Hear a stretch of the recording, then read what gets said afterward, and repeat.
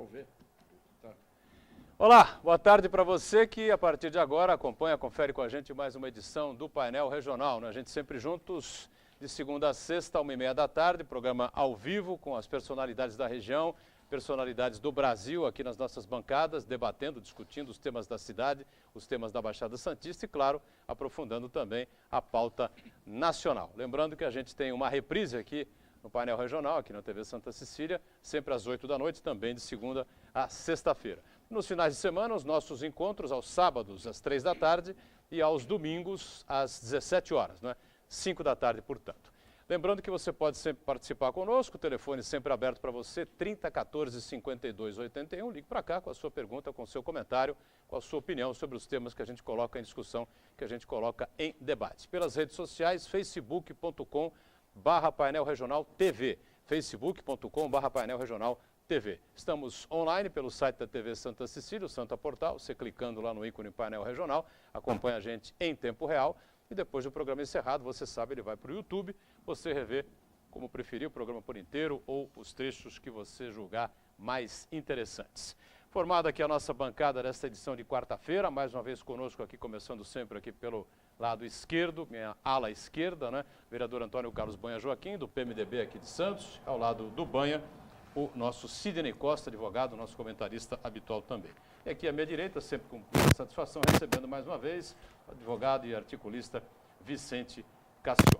A gente sempre na abertura destaca aqui os nossos parceiros do dia a dia, né? Hoje o Gazeta de São Paulo chegou na frente do Diário do Litoral, mas não tem problema nenhum, né? A gente vai destacando também do mesmo grupo de comunicação. Está aqui a manchete do Gazeta, alerta para dengue, não é? E deixa eu poder soletrar direito isso aqui, chikungunya, né? Chikungunya, que atinge 10 capitais do país, né? Estamos num clima, pelo menos aqui na região metropolitana, se dizem que chuva e calor traz a dengue. Eu passo aqui ao Banha o exemplar, que passa lá na ponta, por favor, ao Sidney, e o Cassione recebe aqui também, por favor, um exemplar no nosso Gazeta de São Paulo, né?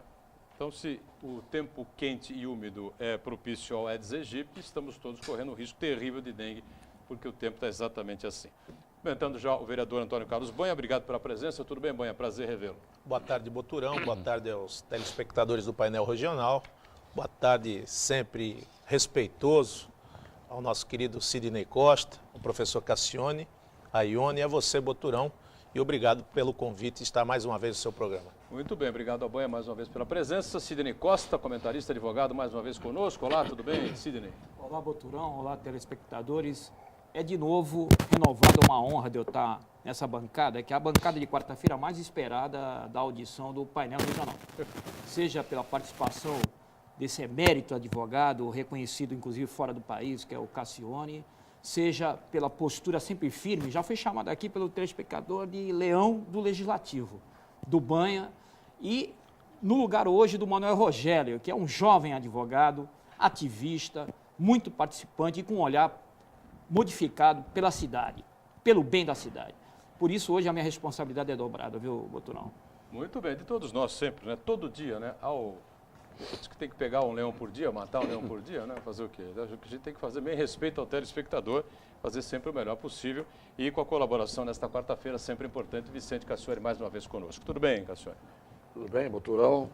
Um abraço a você e a todos os queridos amigos da mesa e aos telespectadores. E a gente tem mais uma vez sempre atento aí às redes sociais, né, e aos telefonemas, às participações dos nossos telespectadores, claro, a nossa Ione Furukawa, mais uma vez compondo a mesa aqui com a gente. Boa tarde, tudo bem, Ione? Boa tarde, Boturão. Boa tarde, Sidney, Banha, Cassione. E boa tarde para você aí de casa também. Lembrando que além do Facebook e do nosso telefone, nós teremos hoje uma reportagem sobre um rapaz que está internado no Guilherme Álvaro há quase 5 anos e não pôde ter sido liberado ainda. Muito bem. Então, acho que a gente pode começar para... É uma bandeira, o pessoal está percebendo isso, né? Não é toda semana que a gente toca no caso, nesse assunto, mas as reportagens vão se repetindo, os principais jornais da região vão falando sobre esse caso do rapaz de Itanhaém, continua lamentavelmente internado lá no HGA, que há uma briga jurídica. Depois o Cassione pode falar um pouco a respeito desse tema, por que a prefeitura se defende, não é?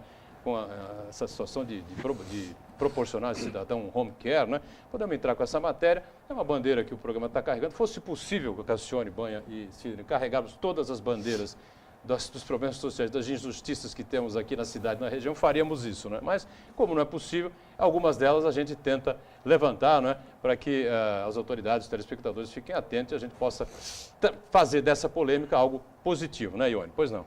Exatamente. O Gerson, ele está internado no Hospital Guilherme Álvaro desde 2010. Ele sofre com uma doença degenerativa. Ele não pôde ser levado para casa ainda em Itanhaém, porque ele sofre com a burocracia do tratamento home care. O nosso vereador Banha, que está aqui compondo a mesa, ele se atentou ao caso e vai poder explicar para a gente, depois que rodar o VT, como está funcionando esse tratamento com a família, o hospital e assim por diante. Vamos lá. Bem, Boturão, estamos agora aqui no Hospital Estadual Guilherme Álvaro, aqui na cidade de Santos, agora para falar de um drama, para falar de um sofrimento. Gerson está internado há 5 anos e sonha em voltar para casa. Eu estou aqui com o Luiz Carlos, que é irmão do Gerson, paciente aqui do hospital, e que vai dar em detalhes o que está acontecendo com o Gerson. O que ocorre, Luiz Carlos? Bom, o Gerson entrou aqui em 19 de janeiro de 2010 para fazer um exame neurológico, que ele tinha alguns problemas de fraqueza, ele caía ao andar, né? Chegou aqui no hospital e por um estado de saúde no pulmão dele, ele ficou internado, entrou em coma, ficou 1 mês. E desde então ele ficou dependente de ventilação mecânica, ou seja, ele precisa de uma UTI para poder sobreviver. Ele já está há 5 anos, recebeu alta dos médicos, e por que ele não vai para casa? Bom, ele recebeu alta já no mesmo ano, né?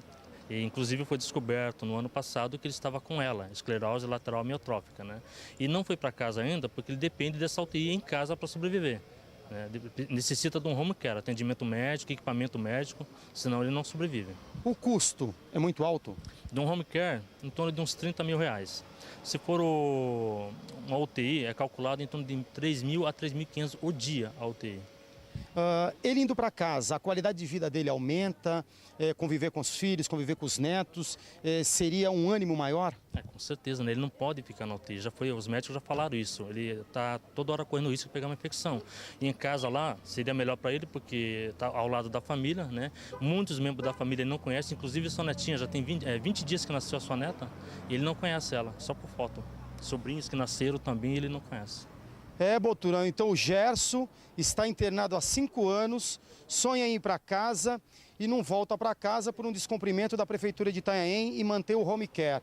Então agora a situação é o direito, né? O direito à saúde que é previsto na Constituição e está sendo descumprido. Então a gente aí pede às autoridades de Itanhaém, de toda a Baixada Santista, que faça esse socorro. Afinal de contas, ele é um munícipe, ele é um cidadão brasileiro e merece essa ajuda. Imagens, Marcos Guerreiro, eu, repórter cidadão, revoltado aqui de frente do Hospital Guilherme Álvaro para o painel regional. É com você, Boturão. Muito bem, obrigado, Cristiano, nosso repórter cidadão, conferindo esse caso, né? Eu já disse aqui, tornou-se uma bandeira do painel regional. Os jornais principais aqui da nossa região metropolitana, né? O Diário do Litoral, o Jornal Tribuna, recentemente fizeram outras matérias a respeito desse caso. E a coisa não há que se resolva, hein, vereador?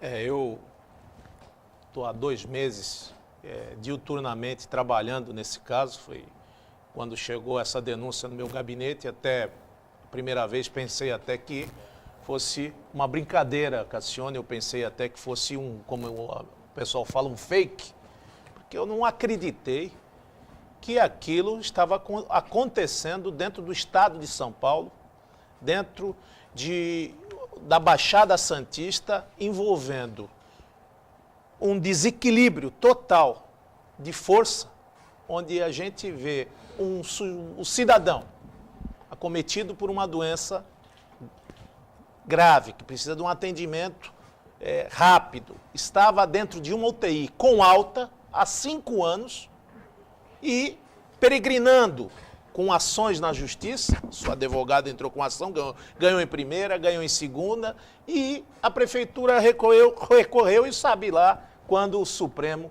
vai julgar esse recurso, está no Supremo Tribunal Federal, quando é que vai ser julgada essa ação. Mas, diante do exposto, diante de toda essa controvérsia, nós fomos buscar ajuda por um outro prisma, porque aqui a gente está falando de dinheiro público, nós estamos falando aqui de gestão, nós estamos falando aqui de improbidade, de gestão, de custo, princípio da economicidade, princípio da razoabilidade, princípio da dignidade humana. E esse jogo de empurra, ele está há 4 anos. O Estado joga para Itanhaém, porque a saúde é dever do Estado. Nós estamos falando do sistema SUS. O sistema SUS já libera esse tipo de atendimento, Cassione, desde 2011. Ele tem verba registrada, gravada, carimbada para o home care. O SUS, a partir de 2011, nós estamos em 2014, já libera. Eu não sei o porquê de tanta má-fé, de tanta incompetência, de tanta falta de tato, porque se gastou mais de 17 milhões nesses 5 anos, poderia, consequentemente, já ter pago. Muitas vidas se perderam porque essa vaga está sendo utilizada por uma pessoa que já está de alta. Há 4 anos ele está de alta e precisa só do home care. 17 milhões, só para orientar o telespectador, é o custo dele nesse período todo na UTI. É na isso? UTI. Custo de UTI. Dava para bancá-lo. Leito dele. Dava para bancá-lo durante 20 anos na sua casa. É incrível. Mesmo. Ou seja, você tem um gasto de R$ 3.500 por dia de UTI, sem a necessidade de estar utilizando essa UTI, sendo que R$ 1.500 dia você estaria atendendo essa demanda e, com certeza, dando qualidade de vida, mais, com certeza, alegria para esse jovem, que só com 49 anos, o Gerson tem 49 anos, nasceu a sua neta agora, não viu sua filha nem sua neta, está lá quartelado, cumprindo pena, literalmente cumprindo pena, devido à desídia do Estado, à desídia do SUS, à desídia do nosso secretário de Estado e Itanhaém, que infelizmente está batendo lata, não sei o que acontece dentro do município de Itanhaém. Tomara Deus, o prefeito de Itanhaém esteja ouvindo e vendo o nosso programa, porque é lamentável, nos dias de hoje, a gente vê uma situação degradante, deprimente e negligente com um cidadão de bem que está aguardando lá somente a misericórdia de Deus, Cassione. Muito bem. Vicente Cassione, que é advogado, junto com o advogado também o nosso Sidney Costa, né? E o Cassione foi deputado por 2 mandatos, enfim, tem contato com todas essas autoridades. Eu não sei, o município é obrigado a recorrer de uma decisão dessas? Enfim, como é que explicação podemos dar? Porque realmente é um caso, não sei se é um caso único, mas é um caso incrível, né? Eu não sei realmente o que é que está acontecendo do ponto de vista jurídico. Nós sabemos o que está acontecendo do ponto de vista da falta de lógica de alguém ficar com alta que é relativa, quer dizer, não é alta de ele sair dali e sair andando para a rua. Claro que não. Ele tem alta no sentido de que ele pode sair do hospital desde que em algum lugar em que ele vai ficar, na casa dele ou na casa de alguém, ele tenha a aparelhagem que permita que a vida dele seja garantida. Pois bem, essa passagem do hospital para o lugar onde ele iria ficar com a aparelhagem necessária, ao que eu estou ouvindo pela notícia, não aconteceu porque houve uma decisão da Justiça favorável a primeira vez, a segunda vez e haveria um recurso para a instância superior em Brasília. Só aí já está esquisita a história. Por quê? Porque quando você tem a decisão de primeira instância, que num caso desse deveria ser uma decisão liminar, inclusive, não deveria depender de uma decisão definitiva, a liminar já deveria conceder a ele o direito de ir para casa com esta aparelhagem. Quando vai o recurso para o Tribunal de Justiça e o Tribunal de Justiça mantém a decisão, o recurso para Brasília, vamos chamar assim, que é mais fácil de todo mundo entender, não tem efeito suspensivo. A decisão do Tribunal de Justiça, que é a segunda decisão, a decisão de segunda instância, já seria suficiente para que se cumprisse a sentença de primeira instância. Brasília, pode-se recorrer para Brasília em casos excepcionais, tanto que os recursos para Brasília são chamados de ou recurso extraordinário, portanto não é um recurso normal, ordinário, comum, ou um recurso especial. Os nomes já estão dizendo que esses recursos não vão sempre que a gente quer. É preciso que se preencham requisitos. Ora, se São Paulo confirmou a decisão de primeira instância, não tem efeito suspensivo, a decisão teria que estar sendo cumprida.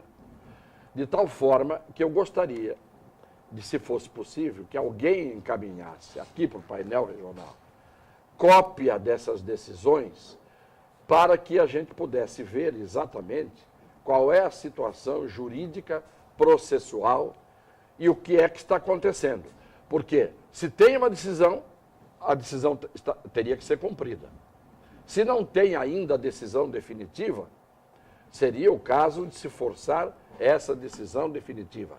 Mas só que, independentemente das decisões judiciais... Nós ainda temos aí, Cassione, 2 representações, por mim formatadas, até já despachadas a virar um procedimento de inquérito com relação ao Ministério Público, Direitos Humanos, Saúde Pública e Deficiente, e que nós, com essa nossa outra visão da questão da gestão, colocando em xeque o Estado e Itanhaém e toda essa desídia, abriu também um inquérito para ver esses gastos. Era isso que eu estava dizendo naquele momento.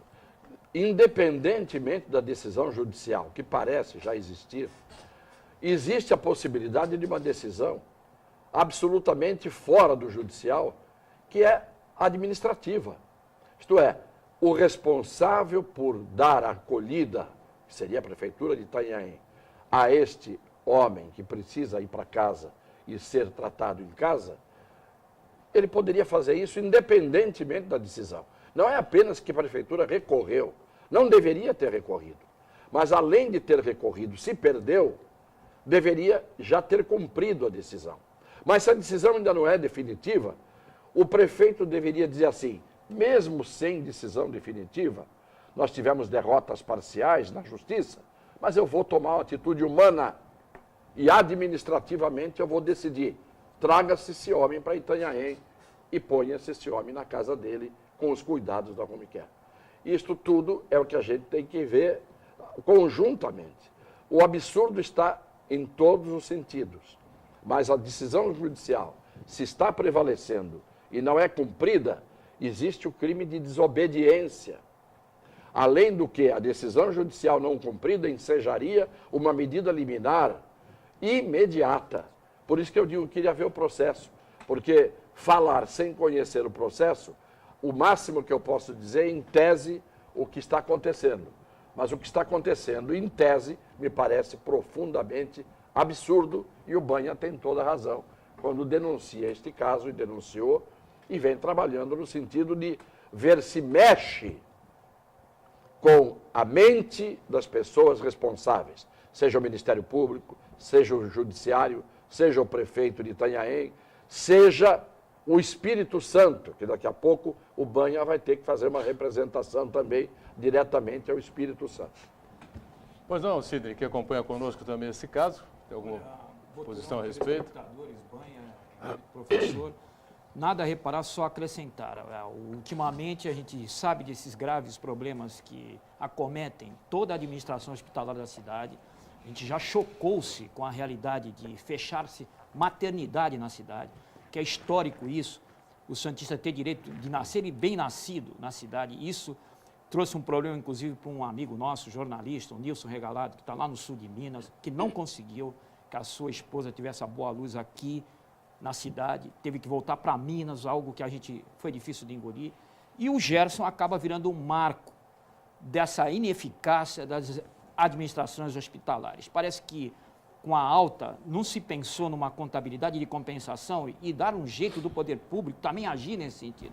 Perfeita a visão do professor Cassione, que a judicialização do assunto é um aspecto, e aquele comportamento que toda vez que vai para fora, está subjúdice. Esse comportamento, na hora que envolve a dignidade humana, é inaceitável, porque tem que se passar por cima, inclusive, dos entraves processuais e da judicialização dos assuntos quando se trata da dignidade humana. Perfeito. Só que nesse caso a gente tem que dizer o seguinte, o Hospital Guilherme Álvaro fez a sua parte. O Hospital Guilherme Álvaro, há quase 5 anos, está cuidando dele de forma impecável. O problema, nesse caso, apesar de todos os absurdos que a gente vê na gestão hospitalar, que não é tanto de quem gere o hospital, mas é de quem não provê o hospital com os recursos que o hospital tem que ter para atender as pessoas, e isso é o Estado que tem que fazer, porque uma casa de misericórdia, como a Santa Casa, por exemplo, não tem renda para poder se manter. Então, quem tem que dar dinheiro para os hospitais, que não são os hospitais que têm dinheiro por si mesmos, você pega o Einstein, você pega o Oswaldo Cruz, você pega o Sírio-Libanês, esses hospitais têm dinheiro.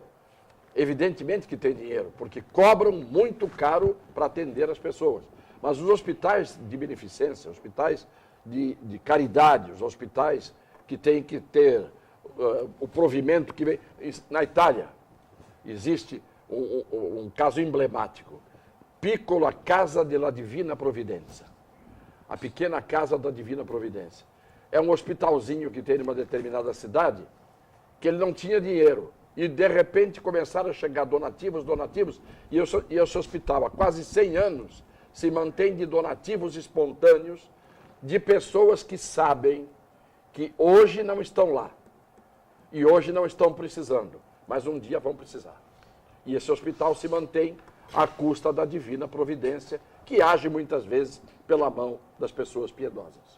E as pessoas que fazem os donativos que confiam na direção do esse hospital. Caso, esse caso aqui, eu acho que já se esgotou praticamente todos os meios de comunicação.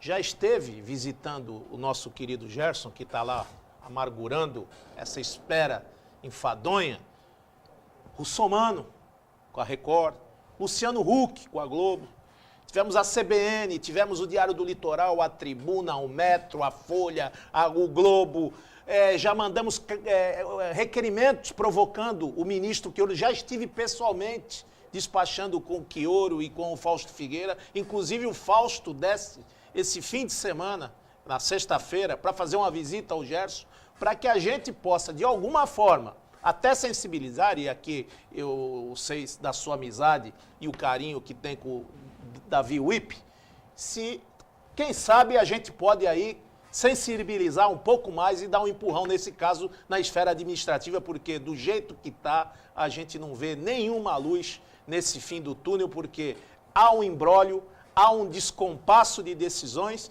e eu não vejo se Itanhaém está mesmo nesse clamor, nessa dificuldade financeira para atender uma demanda tão ínfima como desse morador de Itanhaém, que é o Gerson Faltermeyer. Vamos para o nosso primeiro intervalo. Na volta, perguntas ainda, né, com a Ione a respeito desse tema, né? E a gente só espera o seguinte, né, que ele saia de lá com vida, porque problemas inúmeros podem acontecer num hospital, numa UTI.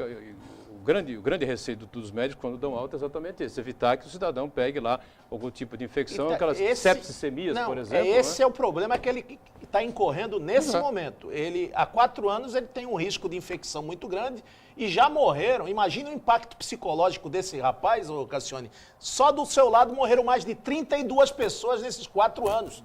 Então esse homem está praticamente no estado depressivo, numa ansiedade medonha para chegar à sua casa e passando por esse calvário, que é o nome que a gente dá aqui. Eu vou fazer a minha segunda ironia só em 2 palavras. Talvez tenha faltado recorrer a uma entidade que talvez resolva, porque ela é organizada e hoje mais do que nunca a gente sabe disso.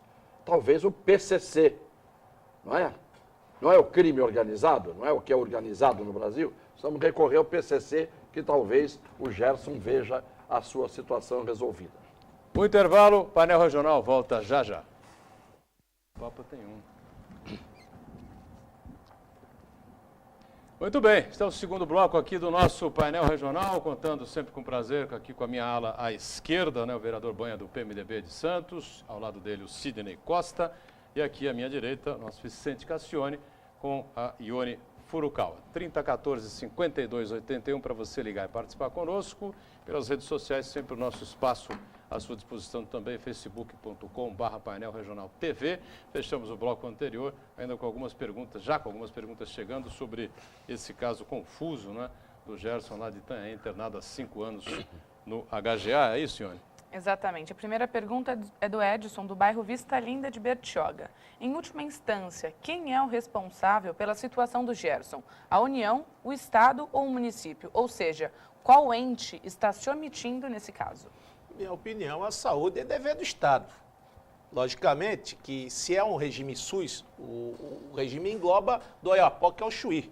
Logicamente vem a verba direcionada da União, o Estado administra, mas o Itanhaém faz parte dessa bolsa que é da distribuição do SUS. Logicamente tem lá os critérios de internação, de vagas de maternidade, de pediatria. E agora, a partir de 2011, existe uma lei específica com relação à dotação orçamentária com relação a home care. Então, não se sabe se é por saúde financeira, esse jogo de empurra que se joga Itanhaém contra o Estado e Itanhaém, porque até nas oitivas com a imprensa, Cassione, o Estado se coloca assim, olha, nós nos comprometemos a dar 50% desse valor para ajudar, mas o município não quer pagar a outra parte. Então, precisamos ouvir Itanhaém, o que está acontecendo lá. E precisa saber, meu Deus do céu, quanto é o custo, né, de uma home care tão alto assim que o município não possa arcar com isso. Eu acho impressionante esse fator aí. Tem mais alguma questão, Ione, sobre isso? Sobre isso, agora não. Tem um outro questionamento. Pode ser? Pode ser. Para o Banha e para o Cassione. Na posição de advogados, como vocês interpretam a condenação da guarda de trânsito que flagrou um juiz dirigindo um carro sem placa e sem documentos? José Dirceu deixou a prisão e a imprensa crítica. O que aconteceu? Por que não se critica o fato do presidente Tucano não ter sido julgado ainda e até renunciou ao mandato de deputado para fugir do processo? A pergunta do Uriel Vilas Boas. Do ex-governador Tucano, né? O do Mensalão Mineiro. Aí nós vamos entrar aí por um outro caminho aí longo, né? Bom, teve a pergunta do juiz que estava dirigindo. Do juiz que estava dirigindo sem placa e sem documentos no carro. Bom, está cometendo uma contravenção, tá certo? Não? É isso? Acompanhei pelas redes sociais. A condenação que foi no Rio de Janeiro, mas não foi por causa disso. Foi porque ele deu voz de prisão para ela quando ela exigiu, com certa autoridade invulgar, um comportamento mais adequado do juiz. E os dois tiveram uma altercação que saiu a frase: o senhor é juiz, mas não é Deus. Isso foi parar no Tribunal do Rio de Janeiro e acabou a mulher sendo condenada a danos morais e tudo mais. O assunto é bem oportuno para reforçar o tanto que o Cassione vem deixando muito claro o que se tornou o judiciário brasileiro. Não, o Cassione bateu nisso Acastelaram-se, tem autoridades demais, Enfim, é isso a repercussão do que acontece. Acho que vem bem a calhar no dia de hoje, que é uma das maiores autoridades para falar do assunto, até porque elaborou no Conselho Nacional de Trânsito as legislações. A gente vê um caso emblemático desse, e a população às vezes fala assim: poxa, quando é ministro, quando é juiz, quando é político, não dá nada. É aquele... Será que é o famoso sabe com quem está falando? Será que é isso mesmo, Cassione? O que ela disse para ele? O senhor é juiz, mas num não é certo Deus. momento da altercação, ela falou: o senhor é juiz, mas não é Deus. Ela estava enganada. Ele era Deus mesmo.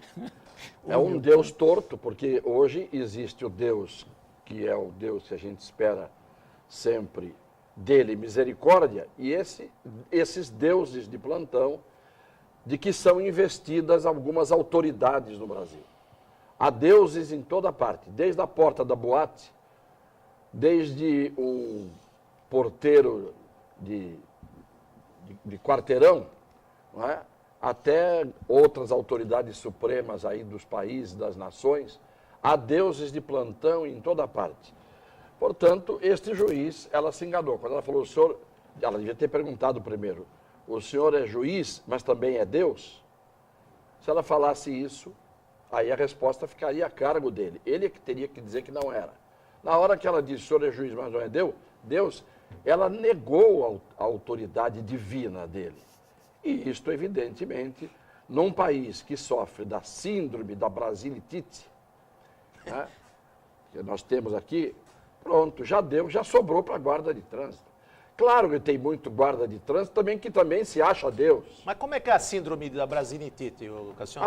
A síndrome da brasilitite é quando quem tem razão vai para a cadeia ou é condenado e quem não tem razão passa a receber por danos morais. Mas o que eu estava dizendo, essa guarda pegou o juiz, mas às vezes as guardas ou os guardas pegam a gente a 1h da manhã nas rodovias, no momento em que não tem quase trânsito nenhum, e eles aparecem para cumprir as leis, não é? Que eles, divinos, fazem cumprir de madrugada. Durante o dia, os caminhões andam na esquerda, na direita, ultrapassam, tampam as faixas de trânsito. Acontece de tudo nas rodovias. Você não vê polícia. Quando chega de madrugada, naquele horário morto, 1h da manhã, os diligentes corujas saem das tocas para abordar incautos motoristas que estão vindo de São Paulo para Santos, e aí eles estão ali, naquele momento. Já me pararam algumas vezes, né? E eu digo, é aquela história, a gente chega na vida num determinado momento que a gente faz algumas coisas que pegam, né? Dão certo. Eu digo assim, eu não vou parar para conversar com você, eu não vou exibir documento nenhum. Você tem que fazer isso durante o dia com os infratores de trânsito. Eu agora vou para minha casa, boa noite, tenha um bom trabalho, bom serviço. Acelera o carro e vai embora. E o policial rodoviário fica com cara de idiota dizendo, esse camarada é louco ou eu estou vendo miragem. Já fiz isso várias vezes. Já fiz várias vezes. Às vezes eu paro para conversar e aí converso com ele e catequizo, tento convencê-lo de que aquele não é o trabalho dele. Ele está ali para dar segurança na estrada. Ele está ali para fazer cumprir a lei contra os infratores, contra aqueles que, de forma contumaz, fazem as coisas erradas. Mas então é o que eu digo, essa guarda não tinha razão. Não é? Por quê? Porque ela mexeu com Deus.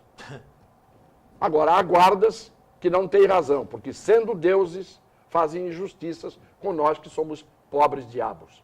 Mas, Cassione, eu puxo esse viés. A gente tem visto aí muitos jovens, adolescentes, alguns até já cabelos cor de prata, e nós vimos o quesito do álcool e das drogas não se compatibilizarem com a direção, tornando aí direções perigosas, matando muita gente nos acidentes de trânsito, mais do que guerra. O que deu essa questão do bafômetro? A gente sabe que tem o bafômetro ou tem a lei, fazem blitz, mas às vezes a própria polícia não está equipada, não tem o equipamento. Está certo que o sujeito, se não quiser fazer a questão do teste do bafômetro, o cidadão tem essa prerrogativa. Mas nem precisa mais o teste. Mas hoje a gente vê aí o exame clínico que ainda continua um número exacerbado. Será que a lei ainda não se tornou eficaz por falta de equipamento ou por coragem das autoridades de começar a fiscalizar esse tipo de ação? Porque o que a gente tem visto de morte na madrugada, no início ou no final, com gente entorpecida, e falando aqui abertamente, não é só com bebida alcoólica não, com vários tipos de entorpecentes. Pra você ter uma ideia, nesse fim de semana, um rapaz dirigindo um carro, sozinho, sem ninguém, 6 horas da manhã, apagou, quer dizer, foi apagado por aquilo que ele tinha ingerido e bateu, na esquina da minha casa, bateu contra um carro parado e simplesmente ali ficou. Estava completamente 6 horas da manhã, vindo de, sei lá, baladas e embaladas e outras coisas mais. Isso toda hora a gente sabe que tem, não é? E não há possibilidade de haver um policial em cada esquina para coibir isso. Mas perto dos lugares onde se juntam esses jovens, você vê, você vai num point, está todo mundo no meio da rua espalhado. Cada um com uma lata de cerveja na mão. Os carros todos parados em volta e eles estão todos ali, bebendo a noite toda. Falando coisas profundas, discutindo filosofia até as 3, 4, 5 horas da manhã. Aquilo é uma academia de ciências, né? Esses barzinhos onde todo mundo fica na rua falando sobre coisas esotéricas. E aí eles vão embora, cada um no seu carro. É nesse momento que tinha que estar a polícia ali. Porque se for acender um fósforo com o bafo coletivo, explode. não precisa bafômetro. Então, é nesse momento que a polícia tinha que estar, mas não está. É por isso que eu levo hoje tudo mais ou menos na ironia, porque eu falei muito tempo coisa séria e comecei a ficar rindo de mim mesmo, de ser sério. Eu lembro da contundência que o Cassione defendia aqueles radares que ficavam escondidos, e o Cassione falou, isso não pode. O cara se escondia atrás da árvore, se escondia atrás da sombra. O operador do radar, ele tinha que ter promovido uma ação por danos morais contra o Estado, o operador do radar, que o obrigava a ficar naquela posição humilhante de cócoras, escondidinho atrás do guarda-reio, né? Numa posição quase de quem está às voltas com problemas fisiológicos. E o sujeito ficava ali de cócoras, operando aquele radar escondido num determinado lugar. Não havia preocupação nenhuma com a segurança da estrada, se colocar o radar num lugar onde há perigo, onde são os lugares mais críticos de uma rodovia. Não, os radares são colocados naqueles lugares em que você está indo na velocidade normal, de repente vem um baixadão, e você que está no 120, por exemplo, que é a velocidade regulamentar, inadvertidamente vai até 130, porque tem um baixadão e você não está preocupado naquele momento, às vezes, em verificar o velocímetro, subir um pouquinho. Então você tem uma multa, que a velocidade é 120, você foi multado a 126. Isso não é o Estado sério, isso é o Estado safado. Eu chamo o Estado brasileiro de Estado safado. O Estado safado é o que te arrecada dinheiro e não te dá de volta bens e serviços que você tem que receber. O Estado safado é que põe o radar escondido. O Estado safado é que faz com que o policial só saia da toca para pegar gente que está dirigindo na estrada, nos horários que não são os horários críticos. O Estado safado é esse Estado que faz sacanagem o tempo todo com o povo. Parece que o Estado safado é uma entidade autônoma que não tem poder, senão por ela mesma. Ela mesma. Não é o povo que dá poder ao Estado safado. O povo elege e o sujeito depois transforma o Estado no inimigo da gente. Quer ver o Estado safado? Tenta abrir uma empresa. A burocracia para você abrir uma empresa é uma luta. Uma luta. Parece que o Estado diz assim, você está querendo trabalhar, está querendo abrir uma empresa, eu vou dificultar. Você vai ter que fazer uma gincana. Você vai ter que fazer, que nem aqueles videogames que tem que conseguir passar pelos obstáculos. Para abrir uma empresa. Agora, se você abrir um negócio, por exemplo, para traficar cocaína, aí a coisa fica facilitada.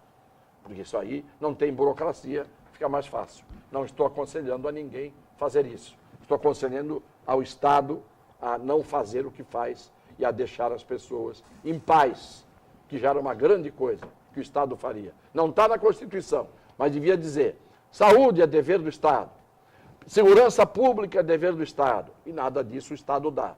Pelo menos devia dizer assim, o Estado tem a obrigação de deixar as pessoas em paz. Já era uma grande coisa. Máquina com máquina bateu.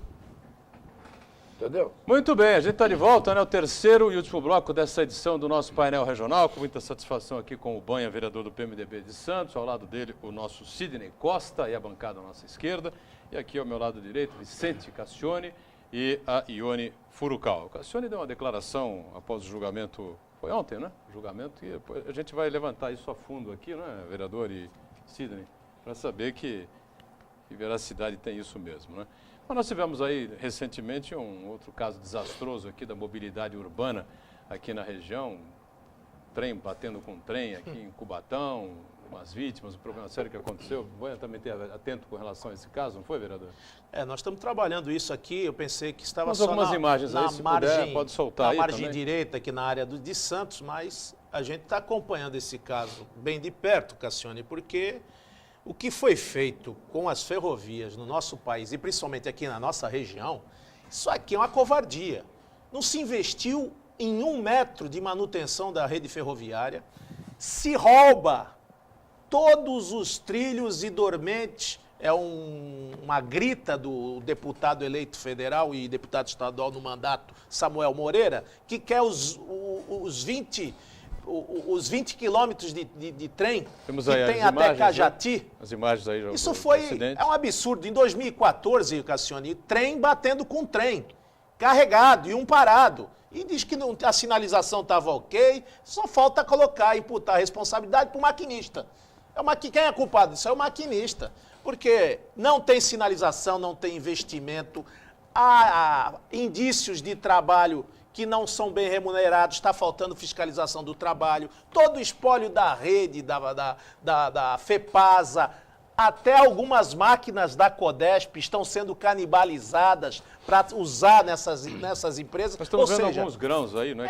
Mas grão é todo caindo, dia. né? Os vagões são despadronizados. Você vê que tem padrão de uma empresa que é de um tamanho, tem outro. Eu quero saber se eles são pesados. Qual é a capacidade de tonelagem que tem? E o que mais tem, Cassione, na nossa baixada e no nosso porto é descarrilamento de vagões.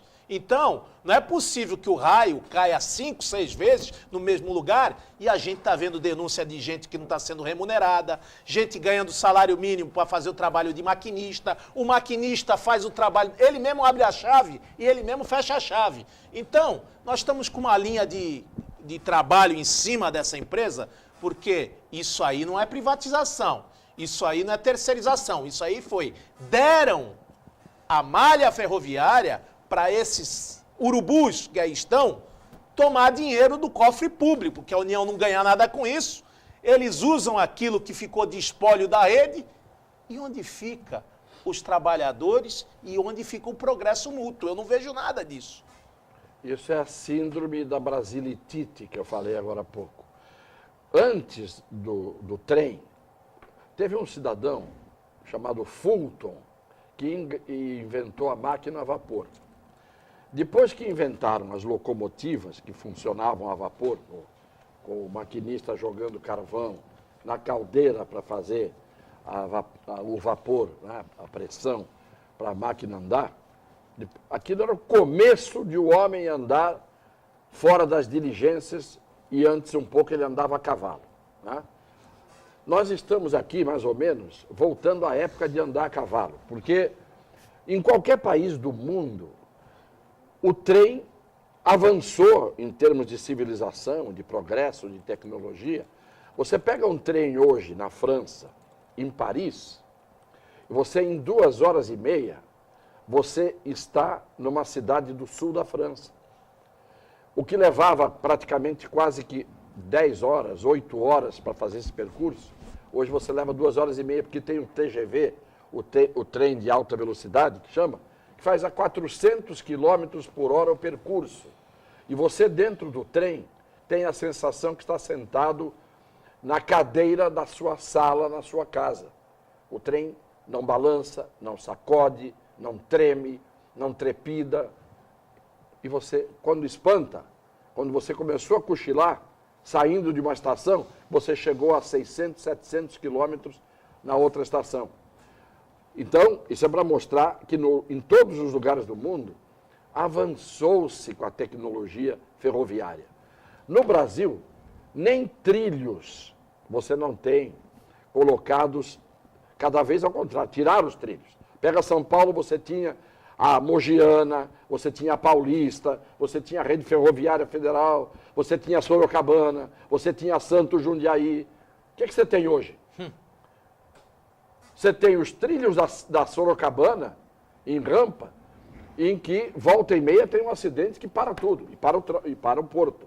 Isto é, como é que você mede um país desgovernado? Quando o trem desce desgovernado, ou desgovernado bate no outro trem. E aí você culpa, não o maquinista, você culpa a máquina. A máquina não tem caráter, a máquina não estava preparada, a máquina era uma máquina imprudente, né? Você culpa tudo, menos os que têm que ser responsabilizados. Isto é, nós não temos transporte ferroviário de passageiros e de carga no Brasil. Um país, em qualquer lugar do mundo, você vai de trem para todos os lugares. A carga vai de trem para todos os lugares, aliviando o transporte sobre pneus, nas rodovias, sobre caminhões, que é poluente o transporte. Não é? E o que é muito acontece, mais você caro. que foi deputado você foi deputado de 2 mandatos. Um mandato com Fernando Henrique Cardoso, do PSTB, e um mandato com Lula, não é, pelo Partido dos Trabalhadores. Por que ninguém quer fazer ferrovia? Exatamente. Porque a indústria automobilística, evidentemente, não tem interesse em que você pegue um trem e ande de trem e transporte cargas de trem. Você imagina toda a carga que você tem que mandar para os portos brasileiros se fosse de trem? Aliás, você tem um trem similar. Você pega Imigrantes e Anchieta, você tem uma fila de caminhão atrás do outro, dupla, como se fosse um trem do começo ao fim. Isto, em qualquer país do mundo, é feito por trem mesmo e por muitas vias ferroviárias. O Brasil não avançou desde o tempo em que o Visconde de Mauá inaugurou a primeira ferrovia no Brasil. De lá para cá, todas as toupeiras que dirigiram este país não sabem fazer a diferença entre o que é bom e o que é mal. A única coisa que eles entendem realmente é de fazer o que a gente sabe, o mal feito, que agora virou moda, a palavra que a presidente Dilma usou pela primeira vez, todo mundo repete, é uma boa palavra. Pelo menos nisso, ela deu uma boa contribuição ao nosso vocabulário. São os mal feitos. Sidney, pois não. Olha, Botorão, nós temos um santista, o José Manuel Ferreira Gonçalves, ele escreveu uma obra bastante pontual sobre o assunto, despoluindo sobre tiros, e reforça muito o que o Cassione já vem falando acerca dos contratos no poder público. Esses consórcios que tomaram as estradas de ferro tinham no contrato a obrigação de investimentos para a recuperação da malha ferroviária nacional, bem assim, até a estadual também, que foi consorciada, bem assim, renovar equipamentos com essa modernidade que se refere ao Cassione e daria outra mobilidade urbana, principalmente para o setor de cargas. E nenhum desses contratos até hoje foram cumpridos. Ao contrário, eles acabaram espoliando ainda mais o pouco que restava. Quer dizer, também entra essa parte da obrigação do Estado cobrar do concessionário o que está no contrato. E nem isso eles conseguem fazer. Só tem um dado que é para mostrar, todo dia a gente tem um. É fácil, vai na prateleira, tem todo dia um dado novo. O metrô da Bahia, de Salvador, era para ficar pronto em 2000, por um custo de 300 milhões, com 14 quilômetros de linha. Ano 2000, 14 quilômetros de linha, 300 milhões de custo. Ficou pronto em 2014, 14 anos depois, pelo preço de 1 bilhão, com 6 quilômetros de linha. Descobriram, inclusive... 6 quilômetros? 6 quilômetros. Que houve superfaturamento. Precisa falar mais alguma coisa? Também, a pólvora. Algumas coisas andamos para trás mesmo, Cassione. Você vê que a cabotagem, ela não existe no Brasil. Agora que está sendo retomada a cabotagem... Existia no tempo do Lloyd brasileiro, que era um espetáculo. Lloyd brasileiro, Docinave e outras mais que a gente viu aí ao longo da vida. E agora, quando dá essa supercarga, quando a gente falava na indústria, dava um excesso de carga na esteira, aí que eles lembram, puxa, vamos fazer a hidrovia, vamos fazer a ferrovia, vamos atrás agora dos navios. Petrobras com pré-sal vai sofrer desse mal, já está sofrendo, porque vamos ter que importar mão de obra para os navios que estão sendo construídos. Não tem hoje marinheiros, não temos comandantes de embarcação, não temos hoje mestres capacitados, porque eles aposentaram, saíram do mercado. Vamos trazer grego, indiano, não que eu tenha nada contra, mas deixar esse mercado, essa fatia do mercado do povo brasileiro para outras nações, isso aí é mau planejamento, é mal feito. Isso é mal feito. Ione Furukawa, pois não, participações dos nossos amigos telespectadores com a gente aqui. Bastante. Algumas sobre o trânsito que foi debatido no bloco anterior. Do Carlos Satum, ele perguntou ao Cassione. Cassione, o que você tem a dizer sobre os radares móveis do Guarujá, colocados só sexta, sábado e domingo em lugares estratégicos para multar as pessoas? Carlos Raton, nosso companheiro do DL. Um abraço, Raton.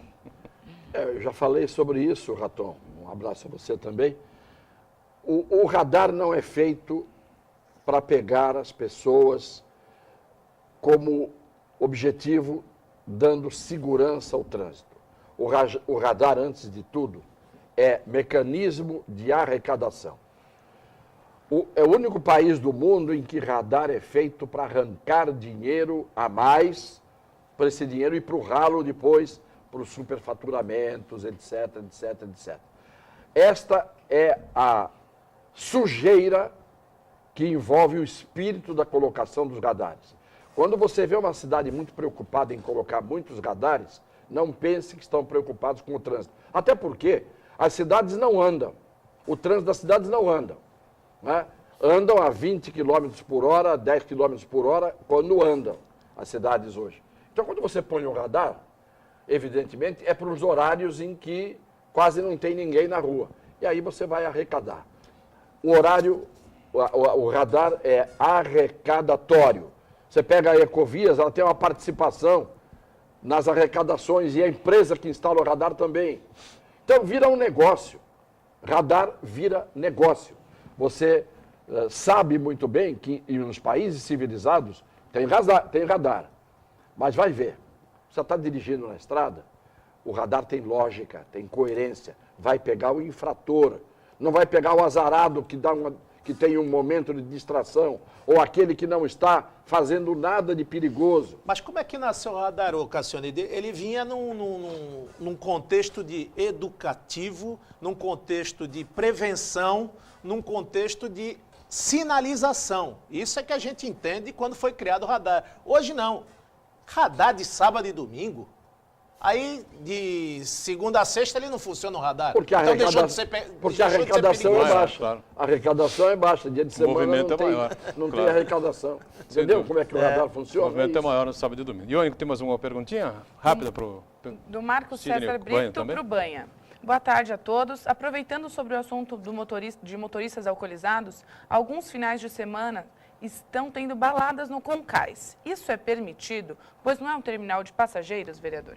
Não, é um terminal de passageiros, é uma área federal. É a mesma coisa que nós estávamos falando sobre a proibição de terminais de grãos na ponta da praia. Nós fizemos uma lei. A lei foi feita, a ocupação do solo, o diretor físico, só que lá tem um alvará de funcionamento e lá tem a VCB, tem esse alvará, ele está em funcionamento. Se atende, eventos, né? E se tem eventos e se atende uma demanda de mais de 5 mil, 10 mil pessoas, às vezes tem 6 ou 7 navios atracados, e se eles atenderem essa demanda, eles podem fazer uma recepção, eles podem fazer um coquetel. Agora, se tem agora um outro tipo de atividade, logicamente, no seu alvará e na sua a utilização, a sua capacitação, está logicamente está habilitado, senão a própria, ali tem 2 órgãos fiscalizadores, a própria prefeitura... É isso que eu ia perguntar. Quem dá o alvará? A prefeitura? A prefeitura dá o alvará de funcionamento e a própria Codesp. Prefeitura, o bombeiro... E o contrato que tem bombeiro. com a Codesp dizendo, olha, tem desvio de finalidade da função aqui que foi contratada. E não é o caso, porque a Concais já está lá há muito tempo. Boturão, olha, o Rapidamente, Congresso pois não. recentemente aumentou essas multas. Eu sou contra multas vultosas, mas nesse caso dos acidentes de trânsito, eu sou a favor.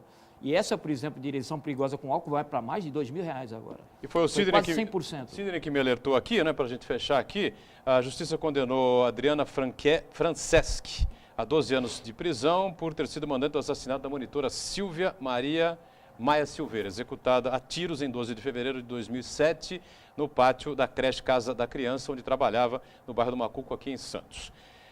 Quem auxiliou o promotor Otávio Borba de Vasconcelos Filho, não é, durante esse julgamento foi o advogado, o famoso advogado conhecido aí, Vicente Castione. Na mesa, por exemplo. E, ao final, ele teria declarado o seguinte, né, que estaria encerrando a carreira ali, naquele momento, e que seria a sua última participação no tribunal de júri. É isso mesmo? Esse caso foi um caso em que a gente fez uma prova com muito suor e com muito sacrifício. Por isso que ela confessou o crime ontem, porque a prova que nós produzimos, que a acusação produziu, prova que não foi a polícia que fez, nós fomos atrás e fomos conseguindo fazer um tipo de prova localizando, rastreando telefones, descobrindo números de telefones que ninguém sabia de quem era, fizemos de tal maneira uma conexão de que ela estava envolvida com os pistoleiros e vice-versa, que não teve saída. Não é que ela confessou porque ela teve um drama de consciência. Confessou porque não tinha saída. Então, confessando, ainda tem uma atenuante, foi estrategicamente, senão ela não confessaria, tanto que ela negou durante 7 anos. Quando a prova fechou em cima dela, e esse foi o trabalho que nós fizemos, ela não teve saída. E em casos como esse, Cassione, o mandante mediante a paga, é muito difícil essa configuração, né? Porque normalmente o pistoleiro é mais fácil você pegar, né? Porque ele é reconhecido, ele é visto, ele está na cena do crime, não é?